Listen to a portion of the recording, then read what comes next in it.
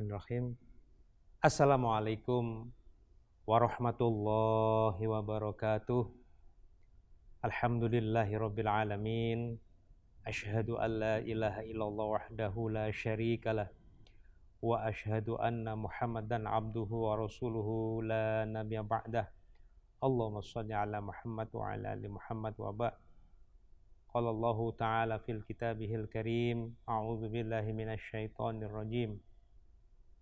Ya ayyuhalladzina amanu taqullaha haqqa tuqatih wa la tamutunna illa wa antum muslimun. Shadaqallahul azim wa ba'du. Ikhwan dan akhwat, pendengar dan pemirsa Rasil TV yang Allah muliakan. Syukur pada Allah di hari-hari di penghujung bulan Sya'ban, dan kita akan menyongsong bulan Ramadan. Kita masih dipertemukan kembali oleh Allah Subhanahu wa taala, dan mudah-mudahan pertemuan ini diberkahi oleh Allah Subhanahu wa taala. Amin Allahumma amin. Tak lupa kita senantiasa memanjatkan doa bersalawat atas Nabi. Semoga Allah melimpahkan salawat dan salam, keberkahan, kemuliaan, penghormatan dari Allah kepada baginda Nabi SAW beserta keluarga beliau dan para sahabat beliau serta orang-orang yang mengikut sunnah beliau hingga akhir zaman. Saudara sekalian, pagi ini kita akan membahas tema yang mudah-mudahan sesuai dengan kondisi kekinian, yakni tentang keluarga sadar kritis. Keluarga yang mempunyai tingkat kesadaran terhadap krisis yang sedang berlangsung. Kita mengikuti perkembangan pandemi COVID-19 atau COVID-19 yang tidak hanya menghempas kita, orang atau warga negara Indonesia, tetapi juga seluruh penjuru dunia. Yang menjadi persoalan kita adalah bukan pandeminya, tetapi bagaimana kita merespon terhadap krisis itu. 3 hari terakhir setelah diberlakukannya PSBB, pembatasan sosial berskala besar di berbagai tempat di Indonesia tentu, ya, kita melihat reaksi atau respon masyarakat yang beraneka ragam. Dibandingkan dengan negara-negara lain yang lebih maju, kita jauh ketinggalan. Dibandingkan dengan China misalnya, di Wuhan, dan di seluruh daratan Cina, juga di Korea. Masyarakat begitu ada warning atau peringatan dari pemerintah untuk melakukan isolasi diri, bekerja di rumah, dan pemerintah memberlakukan lockdown total, maka masyarakat mengikutinya. Ada 1-2 mungkin kasuistis, tapi tidak berlangsung lama, dan kemudian senyap di seluruh kota, senyap di seluruh negara. Saya menerima satu video klip dari BBC tentang bagaimana situasi Turki, terutama di Istanbul. Jembatan yang biasanya padat di atas Selat Bosporus dan tempat wisata tiba-tiba lengang di siang hari, belum pernah terjadi. Apalagi di malam hari. Beberapa negara dengan tegas memberlakukan jam malam. Warganya yang melanggar ketentuan itu mendapat sanksi. Dan warga kalau sudah mendapat sanksi biasanya mereka malu. Bagaimana dengan Indonesia? Masya Allah. Sebuah acara talk show yang cukup digemari yaitu ILC 2 hari yang lalu menghadirkan orang-orang kecil yang terdampak krisis ini. Dari pedagang kaki lima, pedagang warungan, pedagang gerobak dorong, penarik ojol atau ojek online dan lain-lain. Semuanya mengeluh, semuanya bereaksi. Dan memang mereka terdampak. Mereka terdampak. Itu di ruang studio talk show itu. Apalagi di jalan-jalan sana. Kita juga lihat viral sekali emak-emak atau ibu-ibu yang reaktif bahkan lebih galak dari petugas yang memperingatkan mereka untuk menutup warung-warung mereka. Ya. Para ibu itu malah berkata sesuatu yang Masya Allah. Mungkin tidak terdengar di TV atau kamera TV di negara-negara lain. Sampai berucap begini, mohon maaf harus saya ucapkan juga di ruang siar kita ini. Biar saja. Kita harus keluar. Kalau nggak keluar kita mati. Pilih mana? Sama-sama mati. Kami milih mati di tempat kerja, di tempat cari pendapatan. Daripada mati di rumah, tidak berbuat apa-apa. Dan ini diucapkan tidak oleh satu orang saja, oleh banyak orang. Dan juga oleh satu pengusaha yang didatangi oleh Satpol PP di DKI, kemudian berkilah, logikanya coba, mereka berkilah begini, kalau ada kebocoran, entah di kapal, entah di mana, di bak, ada 10 kebocoran, hanya 3 yang ditutup, 97 sisanya tidak ditutup, gimana? Dan dia merasa tidak diperlakukan dengan adil, yang lain tidak ditutup, dia sendiri disuruh tutup. Maka perlawanan-perlawanan itu akan tidak berhenti, akan tidak selesai. Sementara oleh seorang guru besar Fakultas Kesehatan Masyarakat di UI diperingatkan, virus tidak menunggu peraturan atau regulasi, tidak menunggu komprominya masyarakat, tidak. Karena virus terus merebak. Nah, ikhwan sekalian, reaksi masyarakat Indonesia seperti itu menandakan memang kita terbelakang dalam pendidikan. Pendidikan terutama terhadap situasi krisis. Situasi krisis itu biasanya disebabkan oleh terjadinya bencana. Ada 2 klasifikasi bencana. Yakni bencana yang berasal dari tanda-tanda alam atau natural disaster. Bencana karena fenomena alam. Ada banjir. Jakarta dan beberapa kota besar lainnya baru saja dihempas banjir. Sekarang dihempas krisis yang baru. Krisis pandemi COVID-19. Yang kedua setelah natural disaster atau bencana alam adalah bencana sosial. Bencana sosial banyak. Apakah karena peperangan? Apakah karena pertikaian antar kelompok masyarakat? Atau juga karena pandemi atau wabah? Nah, para ikhwan sekalian, kita baru tersadar ternyata Indonesia terbelakang dalam hal pendidikan antisipasi krisis. Artinya, dibandingkan negara-negara lain, tidak usah jauh-jauh. Kita yang mungkin merasa bangsa yang besar, dibandingkan dengan Vietnam saja, kita mungkin harus mengakui Vietnam lebih maju dalam hal ini. Tingkat kesuksesan pemerintah Vietnam melawan COVID-19 ini jauh melebihi pemerintah Republik Indonesia. Nah, persoalannya apakah ada di anggota masyarakat? Ternyata tidak. Orang-orang yang duduk sebagai elit di negeri ini pun kelihatan gagap. Ya, gagap krisis ini. Ya. Kalau tidak bisa dikatakan gagal mengantisipasi krisis. Maka itu pada kesempatan ini kita akan bicara dari mana kita akan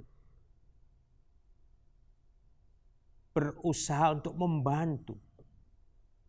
Apakah kita bisa menggunakan agama untuk membantu kita mengangkat masyarakat dari yang, mohon maaf, terbelakang dalam hal tanggap krisis atau sadar krisis, menjadi masyarakat yang semakin sadar kritis, bahkan menjadi masyarakat yang sangat sadar krisis.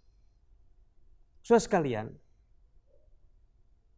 memang ini menjadi pembelajaran yang menarik untuk orang-orang yang menyukai kajian ilmiah. Jepang itu, saudara, sudah terlatih dalam menghadapi natural disaster. Semua anak-anak sekolah dari tingkat PAUD sampai perguruan tinggi, semua masyarakat dilatih oleh pemerintah Jepang. Karena apa? Di Jepang, tingkat gempa bumi tertinggi di dunia melanda kepulauan Jepang.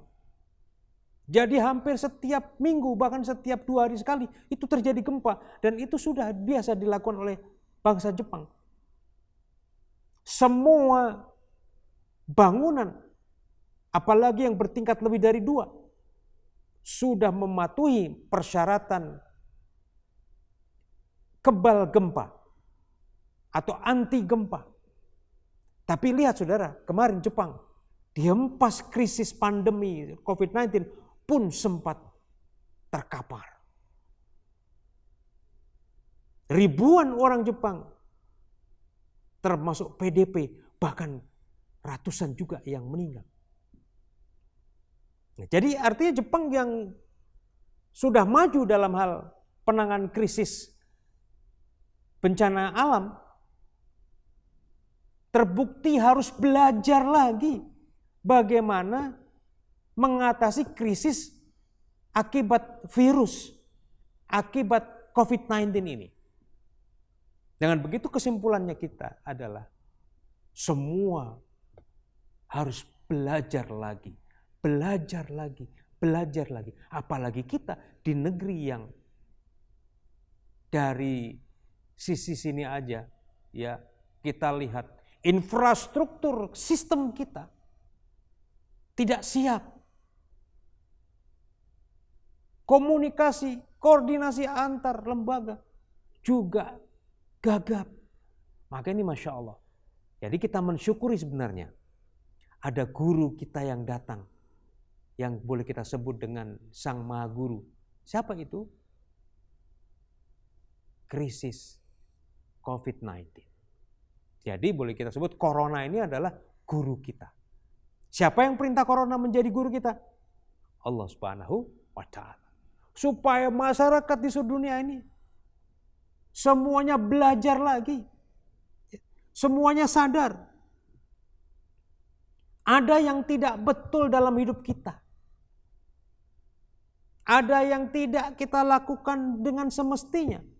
Alias ada kewajiban-kewajiban yang kita tinggalkan, kewajiban-kewajiban yang kita tidak laksanakan, bahkan perintah-perintah Tuhan yang kita tentang. Fenomena menarik saudara. Di negara-negara Eropa yang non-muslim, yang semula anti kepada Islam, yang semula melihat kaum muslimin bercadar dan lain itu sebagai teroris, sekarang justru paling tidak kalau ini tidak bersifat hoax, ya, hoax. Berita di Italia, di Belanda, kemudian juga di Inggris dan Jerman, para ulama dipanggil oleh kepala pemerintahan untuk membantu supaya krisis atau pandemi ini cepat berlalu. Jadi saya dengar orang Islam diizinkan untuk keras-keras mengumandangkan azan. Para ulama muslim disuruh berdoa, memimpin doa. Cadar yang tadi di Perancis dilarang, dibully. Sekarang justru orang-orang Perancis memuji orang-orang bercadar. Ini Allah membalikkan semuanya dengan begitu mudahnya.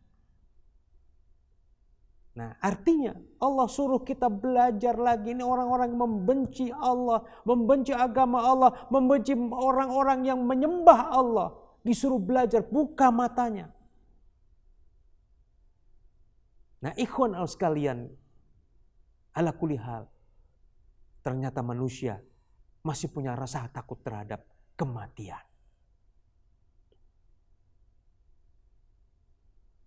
Kematian menjadi momok, menjadi hantu. Angka kematian yang melambung tinggi, terutama yang belakangan ini di Amerika, menyadarkan kita, oh subhanallah, ternyata hidup bukan cuma sekedar mengejar kepuasan keduniaan, tetapi ada hidup yang diisi seharusnya dengan apa? Dengan waktu yang bersama keluarga, dengan waktu gunakan untuk bersosialisasi dengan tetangga. Corona memaksa kita untuk kembali ke rumah. Corona memaksa kita untuk dekat lagi dengan keluarga. Corona memaksa kita, mengajari kita untuk hidup bertetangga. Dan lebih dari itu, saudara sekalian, laporan dari lembaga lingkungan hidup dunia, dalam bulan-bulan ini terjadi sebuah keajaiban. Tingkat pencemaran udara turun drastis. Dan kita mulai melihat langit begitu indah. Tiba-tiba anak-anak kita juga melihat langit biru kembali. Setelah berhari-hari, berbulan dan tahun, kita jarang melihat langit biru. Jadi kebijakan blue sky atau langit biru itu sekarang tiba-tiba menjadi keharusan. Saudara sekalian, dunia seperti dipaksa untuk belajar lagi. Nah, bagaimana Islam memandang ini? Bagaimana Islam menyuruh kita sebagai pemeluknya bersikap terhadap suatu krisis? Dan apakah Islam mempunyai satu pedoman agar kita membuat tindakan yang tepat terhadap krisis? Ternyata saudara sekalian, jawabannya ada di Al-Quran dan As-Sunnah. Saudara sekalian, kita semua tidak ada yang ingin krisis pandemi COVID ini berlama-lama. Semalam saya lihat di suatu acara talk show, kalau tidak salah di Mata Najwa ya, ada seorang sopir ambulans yang sehari-hari mengantarkan jenazah ke pemakaman dalam keadaan terbungkus rapat 7 lapis.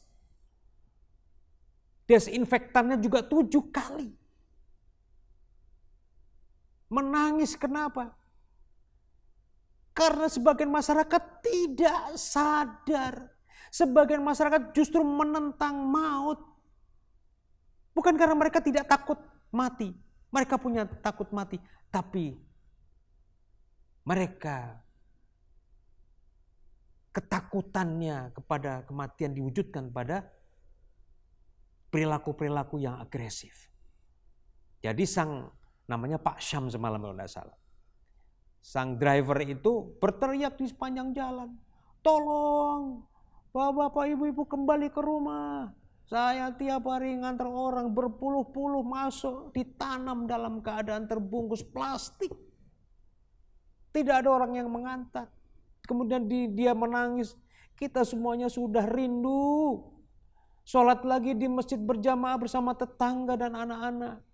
Kita lagi-lagi juga rindu untuk sholat Jumat berjamaah. Dan sebentar lagi mau berpuasa. Kita rindu, kepingin sekali segera selesai ini. Tapi apa mau dikata?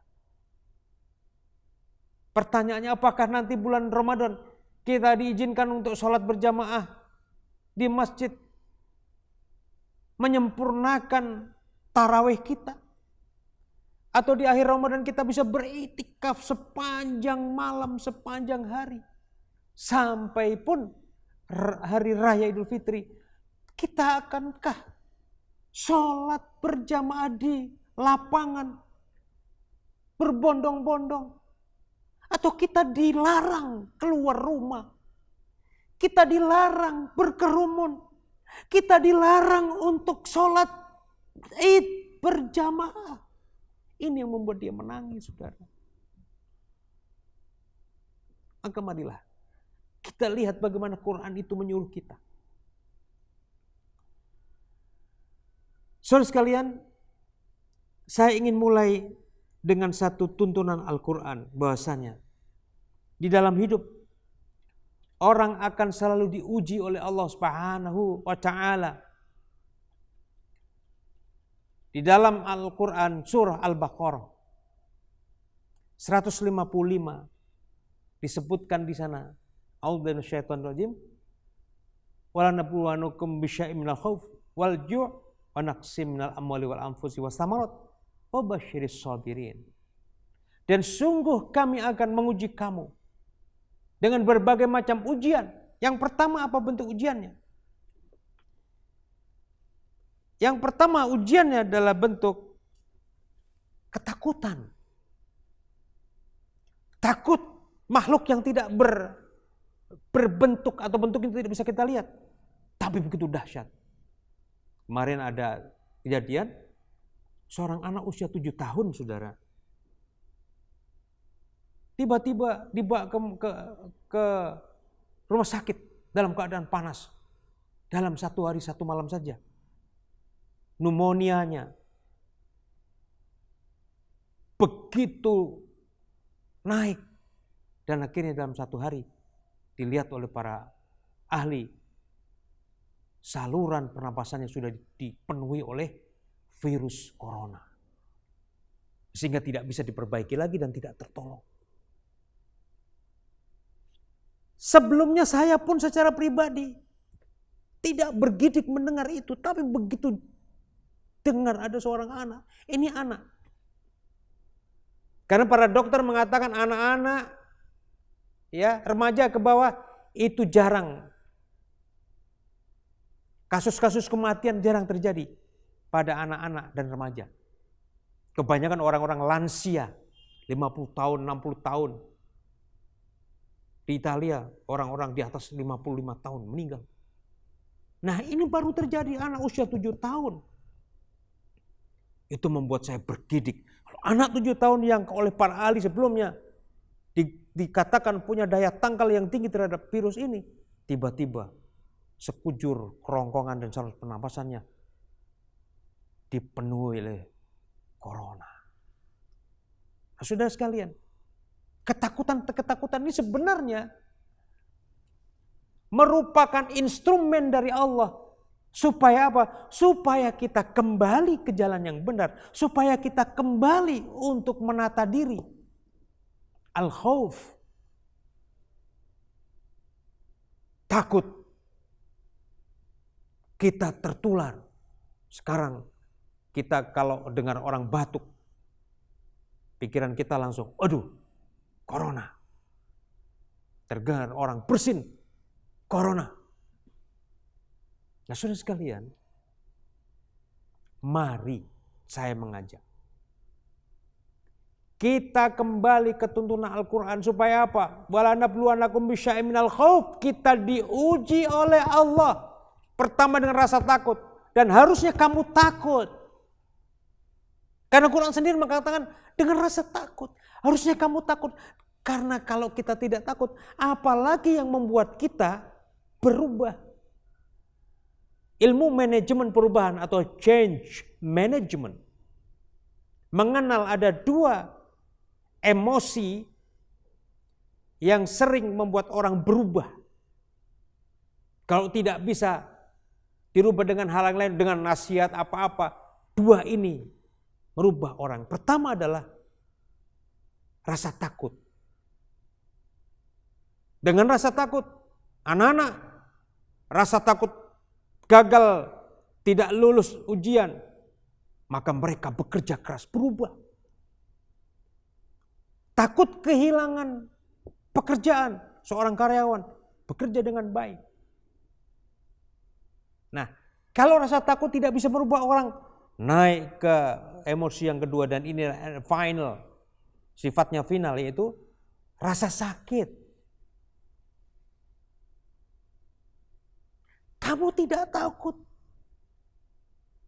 terhadap COVID-19, silahkan. Tapi begitu kena, divonis positif, infected, orang tidak bisa bicara apa lagi. Karena apa? Menit demi menit dia menunggu kematiannya. Karena sampai sekarang dipastikan belum ada obat untuk COVID-19. Belum ada. Flu saja, influenza, para ahli mengatakan sampai sekarang belum ada yang namanya obat untuk mengatasi flu. Ada memang vaksinasi flu, tapi itu tidak menjamin. Apalagi ini varian yang lebih tinggi dari flu, yaitu corona, COVID-19. Jadi hendaknya kita disuruh takut sama Allah. Disuruh takut. Yang kedua, kalau takut tidak merubah kamu, Allah akan menambahkan ujian yang kedua apa? Kelaparan. Kelaparan. Walju'. Tiba-tiba orang takut lapar, betul tidak? 3 bulan besok katanya masih aman persediaan pangan, terutama gudang-gudang Bulog. Tapi setelah itu apa yang terjadi? Dan di zaman sebelum kita, sepanjang perjalanan sejarah manusia, umat manusia pernah dihempas kelaparan, drought yang dahsyat. Jutaan orang mati karena kelaparan. Dan di depan kita, kalau kita tidak betul-betul bersatu, serius menghadapi pandemi ini, maka tahapan berikutnya adalah bukan cuma sekedar virus, kita akan berhadapan dengan kelaparan. Tingkatan berikutnya adalah wa naqsim minal amwali wal anfusi was thamarat. Ya. Apa itu? Hilangnya harta. Kemudian jiwa. Kemudian tanam-tanaman. Pasti akan terjadi, Allah kasih ujian-ujian pada kita.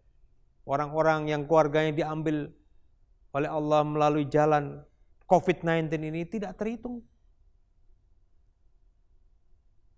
Di depan mata kita ada orang diantar jenazahnya oleh petugas berpakaian APD lengkap.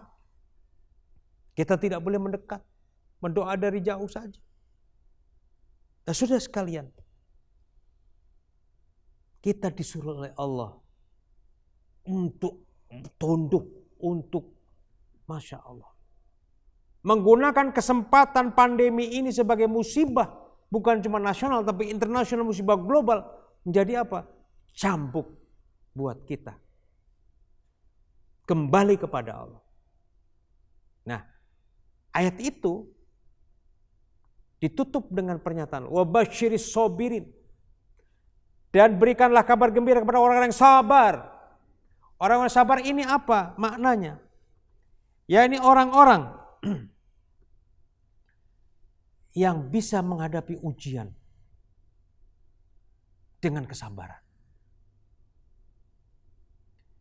Di dalam kajian krisis, Islam membagi 3 krisis itu.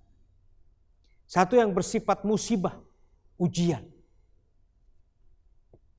Yang kedua adalah bersifat fitnah. Fitnah dikenai kepada siapa saja. Bahkan di Quran disebutkan, hendaknya kamu itu waspada terhadap fitnah yang tidak cuma sekedar menghempas orang-orang yang beriman di antara kamu, orang-orang durhaka di antara kamu, tapi juga mengenai orang-orang beriman di antara kamu. Fitnah. Dan yang terakhir, azab. Jadi krisis ini mungkin buat sementara orang azab. Ada orang-orang, mohon maaf, para pendosa.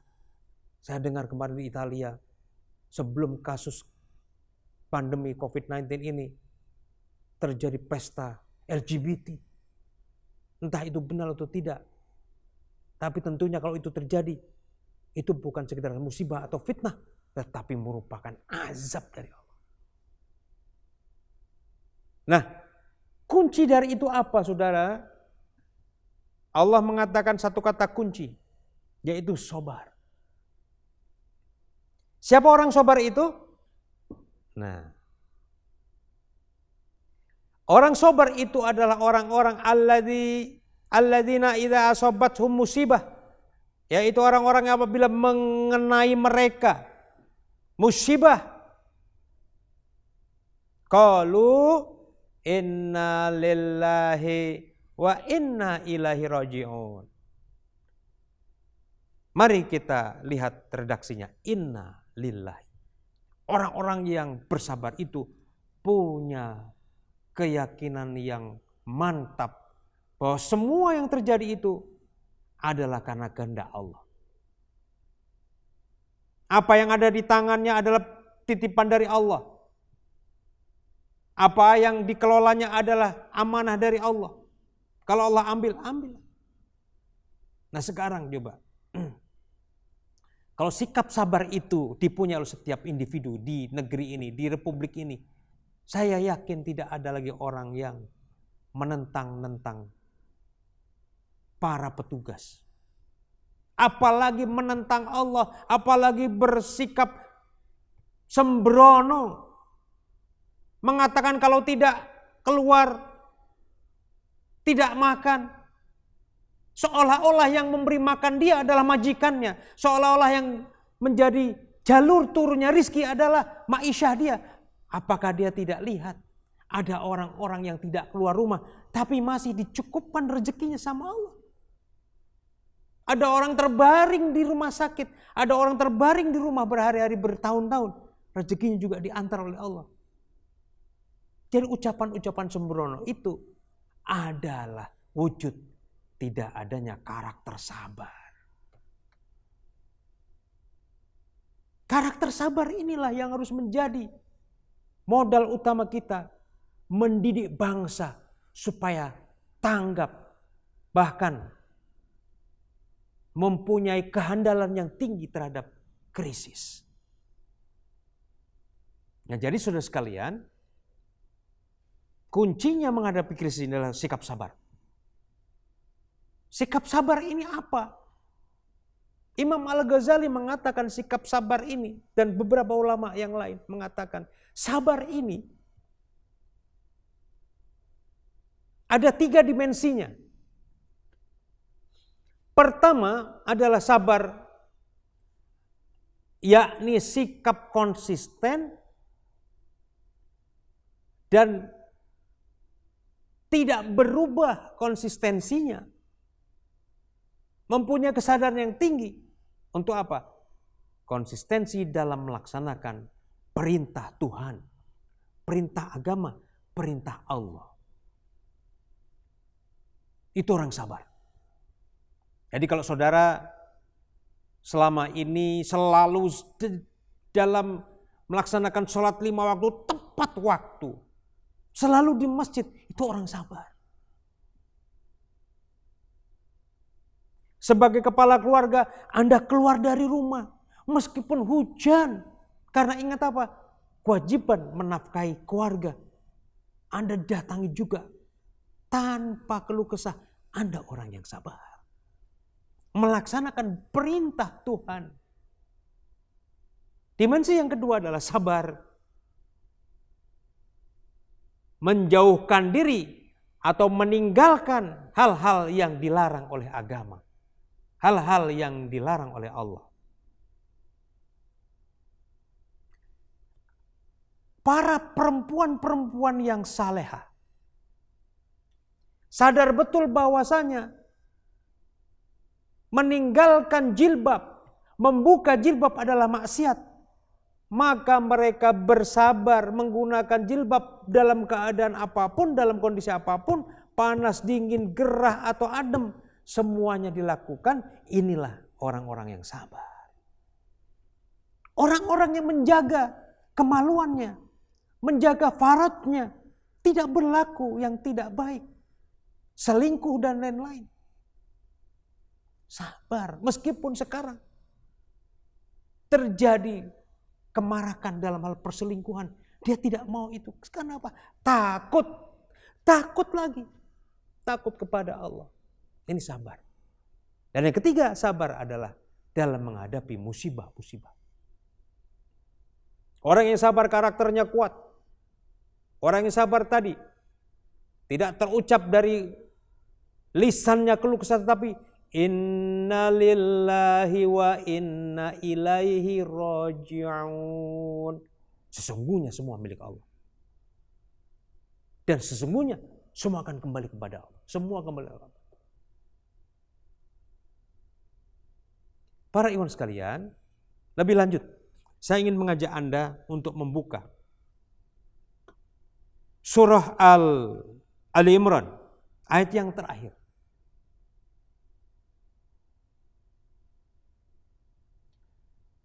Di sana Allah mengatakan bahwasanya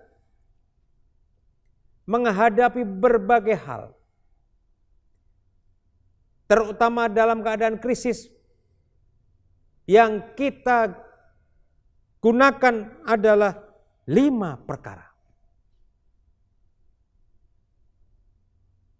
Yang pertama adalah apa? Iman. Karena di sana disebutkan ya ayyuhalladzina amanu. Pertama iman. Jadi jangan menghadapi segala sesuatu dengan nafsu, dengan ketakutan, dengan serba-serba gelisah, galau. Jangan, iman dulu. Yakin lillahi ta'ala, rezeki Allah yang atur. Jangankan kita, makhluk yang Allah muliakan, cacing di tanah saja dijamin rezekinya. Bahkan dalam satu pesan Nabi bersabda, barang siapa bertawakal kepada Allah, maka Allah akan jamin rezekinya seperti Allah jamin seekor burung yang keluar dari sarangnya pagi-pagi dalam keadaan apa? Keadaan tidak punya makanan apa-apa. Temboloknya kosong.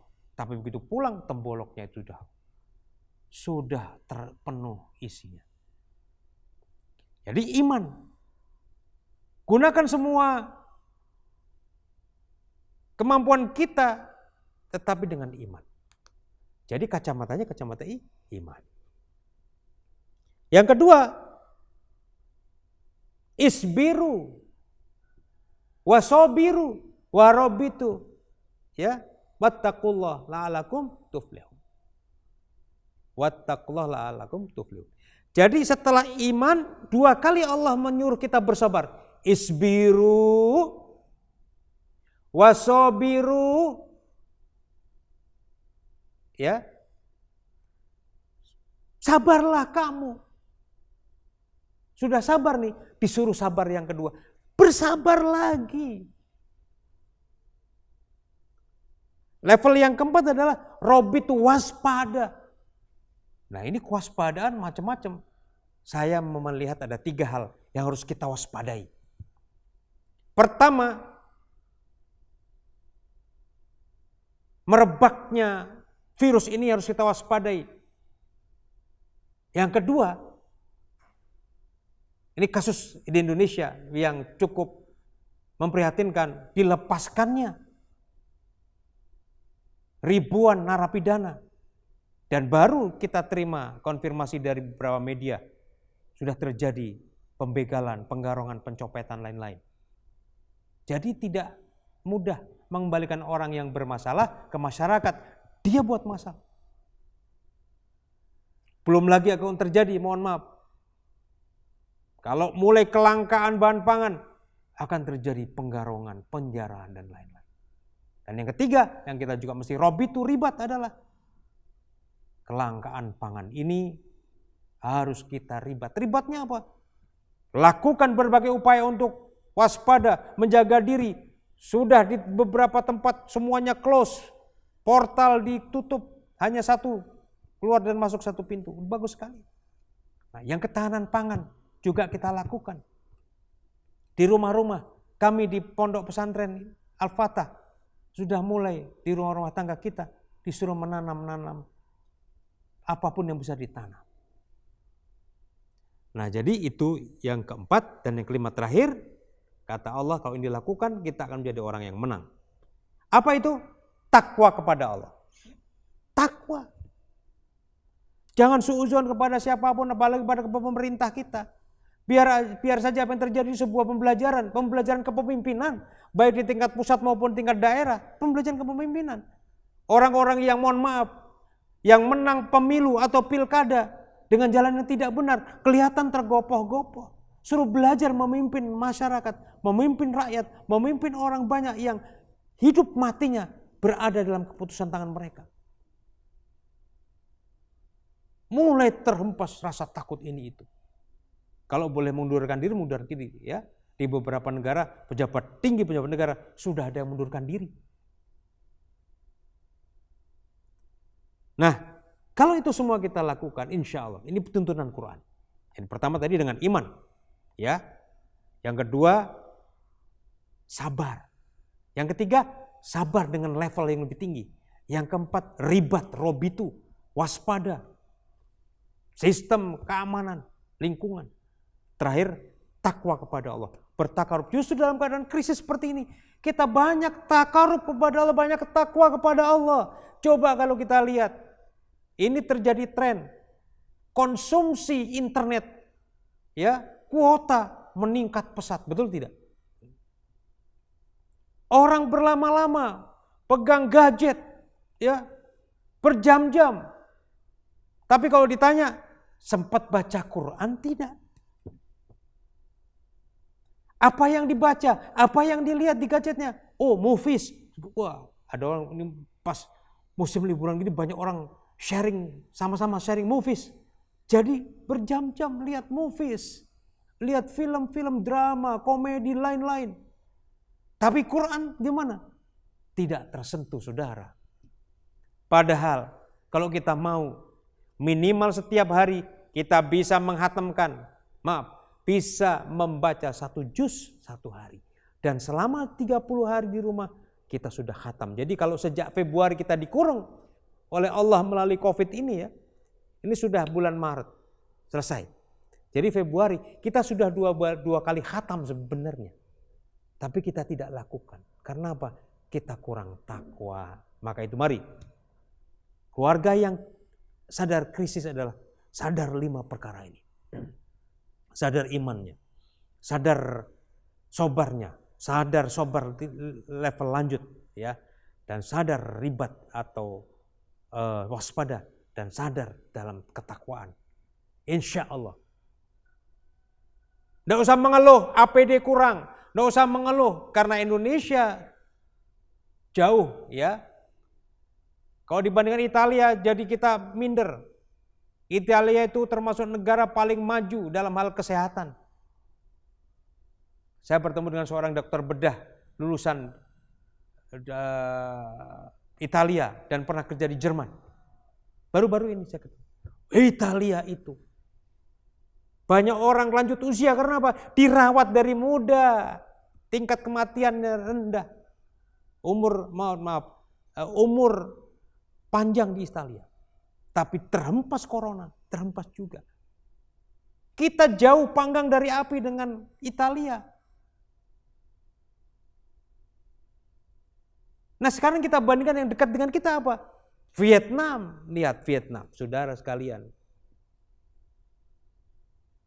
Maka itu mari, bangsa Indonesia bisa bangkit tidak? Bisa. Corona ini saya yakin bisa kita taklukkan, bisa kita tundukkan dengan apa? 5 perkara tadi. Mari kita hafal lagi. Apa itu kuncinya? 5 perkara. Pertama, iman. Yang kedua, sabar. Yang ketiga, sabar level lanjut. Yang keempat, waspada, ribat. Yang kelima, takwa kepada Allah. Insya Allah. Tidak usah nunggu orang lain, tidak usah nunggu kepala daerah, tidak usah nunggu pejabat tinggi negara. Melaksanakan 5 perkara, kita laksanakan di tingkat keluarga kita. Insya Allah. Keluarga kita sendiri sudah tumbuh menjadi keluarga sadar kritis. Karena apa? Sepanjang kehidupan kita akan diuji oleh Allah. Setelah krisis ini apakah berhenti? Tidak akan ada krisis lagi. Tidak mustahil akan datang krisis yang lebih dahsyat. Sampai datangnya krisis paling dahsyat. Yang kita pun tidak bisa menggunakan 5 perkara ini, tidak kita bisa gunakan lagi. Karena sudah final. Apa itu? Hari kiamat. Tetapi yang sudah melaksanakan 5 perkara ini akan diselamatkan oleh Allah Subhanahu wa taala. Demikian saudara sekalian yang saya sampaikan. Mudah-mudahan kita semua, para pendengar, para pemirsa Rasil, selalu dalam lindungan Allah Subhanahu wa taala, saling mendoakan. Salah satu ciri orang bertakwa adalah banyak doa. Banyak doa. Dan yakin bahwasanya Allah yang Maha mendengar, Maha melihat, pasti akan mengabulkan doa kita. Mudah-mudahan Allah mengampuni dosa kita dan menjadikan masa krisis COVID-19 ini untuk lebih mendekatkan diri kepada Allah. Mohon maaf atas segala kekeliruan, yang benar datang dari Allah, yang salah mohon dimaafkan. Billahi taufiq wa hidayah. Wassalamualaikum warahmatullahi wabarakatuh.